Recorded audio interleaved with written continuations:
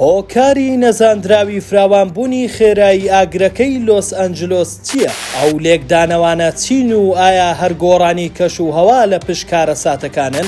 ئاگرەکەی شاری لۆس ئەنجلۆس هێشتا نەبژاوەتەوە و لێکدانەوەکانی زیاتر دەبن.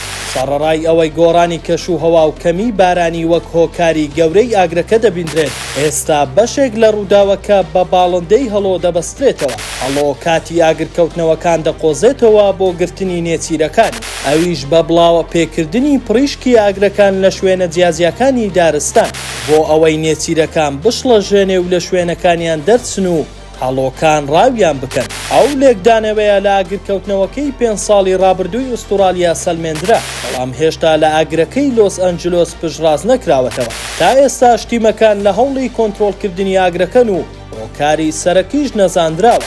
هەڵکردنی ڕەشەبایەکان ئەرکی تیمەکانی قورستر کردووە و ئاگرەکەی خۆشتر کردووە.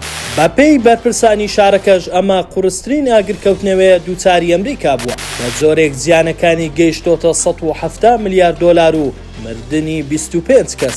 ئاگرکەوتنەوەکە لە ناوەخۆی کوردستانیش مشتومڕی زۆری بە دوای خۆی داهێناوە. بەشێک دەڵێن تۆڵەی خوایە و بەهۆی پشتیوانی ئەمریکا لە ئیسرائیلە، بەشێکیش هاوسۆزن لەگەڵ ڕووداوەکە و پێیان وایە پەیوەندی بە ژینگە و گۆڕانی کەش و هەواوە هەیە. تۆ لەگەڵ کام بۆ چوونی یان قسەیەکی دیکەت هەیە؟